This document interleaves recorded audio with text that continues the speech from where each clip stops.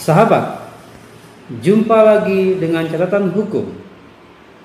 Pada edisi sebelumnya, kita telah membahas tentang potensi kemenangan dari gugatan DPP Partai Demokrat kubu KLB terkait anggaran dasar dan anggaran rumah tangga Partai Demokrat tahun 2020. Namun tak lama, seminggu kemudian, gugatan tersebut ternyata telah dicabut kembali oleh DPP Partai Demokrat kubu KLB. Alasan pencabutan dikatakan karena kubu lawan, yaitu kubu AHY, telah juga mencabut gugatan terhadap mereka. Namun dipastikan bahwa DPP Partai Demokrat kubu KLB akan kembali mengajukan gugatan dengan materi gugatan yang hampir sama, yaitu masih terkait dengan keabsahan anggaran dasar dan anggaran rumah tangga Partai Demokrat tahun 2020 yang menjadi dasar terpilihnya Agus Harimurti Yudhoyono sebagai Ketua Umum Partai Demokrat kepengurusan periode 2020 tahun 2025.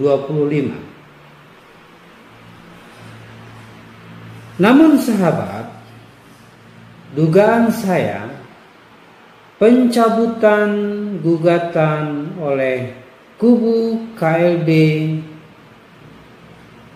tidak hanya karena dicabutnya gugatan oleh kubu AHY.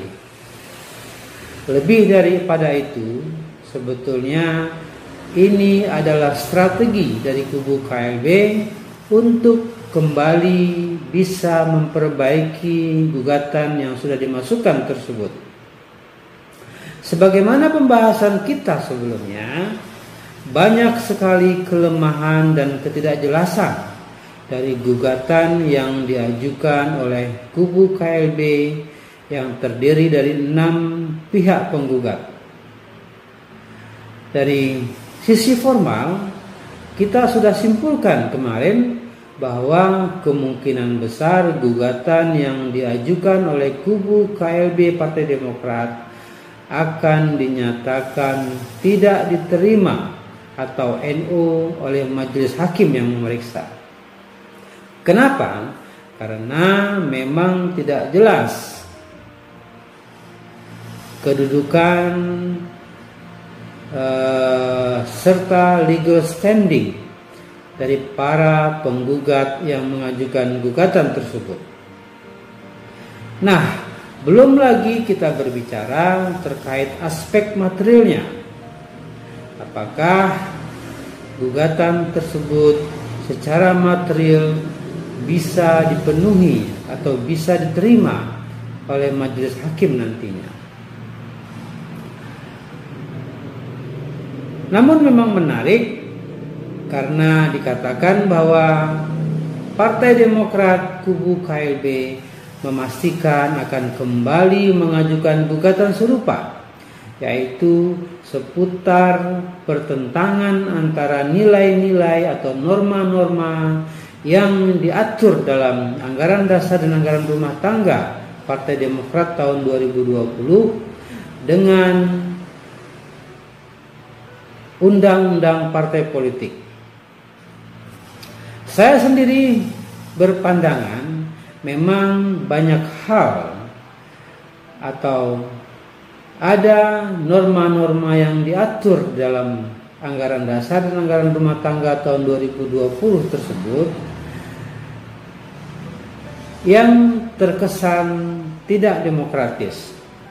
Sekalipun salah satu yang menjadi alasan dari DPP Partai Demokrat kubu KLB untuk tetap mengajukan gugatan terhadap anggaran dasar dan anggaran rumah tangga Partai Demokrat adalah terkait soal formalitas pengesahan anggaran dasar yang bersangkutan.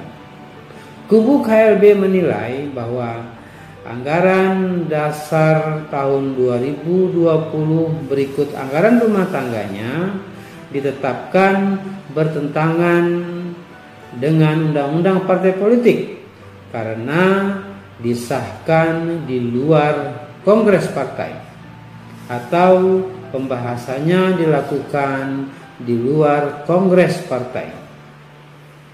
Nah, namun kalau kita cermati juga, kalaupun betul adalah aspek formal itu yang menjadi persoalan, secara material juga memang ada permasalahan menurut saya. Salah satu yang sangat mencolok adalah tentang kewenangan besar yang dimiliki oleh Ketua Majelis Tinggi Partai dalam hal penyelenggaraan kongres luar biasa misalnya. Majelis Tinggi memiliki kewenangan mutlak menurut saya. Sekalipun memang diatur dalam pasal 81 ayat 4 Anggaran Dasar Partai Demokrat tahun 2020 itu tentang Kongres Luar Biasa Partai Demokrat yang mengatakan bahwa Kongres Luar Biasa dapat dilakukan atas permintaan pertama Majelis Tinggi Partai atau sekurang-kurangnya 2/3 DPD dan setengah dari DPC, setengah dari Dewan Pimpinan Cabang Partai Demokrat setuju untuk menyelenggarakan KLB. Namun ada catatan bahwa tetap adalah persetujuan DPC dan DPD tersebut juga ditambah dengan disetujui oleh Ketua Majelis Tinggi Partai. Jadi artinya kalaupun DPC dan DPD menyetujui memenuhi quorum untuk menyelenggarakan KLB, kalau ternyata Ketua Majelis Tinggi Partai tidak menyetujui, maka artinya KLB tidak bisa dilaksanakan. Nah, sementara itu Majelis Tinggi Partai juga memiliki kewenangan-kewenangan lain, di antaranya menentukan calon capres dan cawapres. Kemudian juga kewenangan-kewenangan strategis lainnya. Sementara itu, dari sisi kepengurusan yang ada sekarang, memang terlihat bahwa Partai Demokrat adalah partai yang sangat kental dengan nuansa kekeluargaan.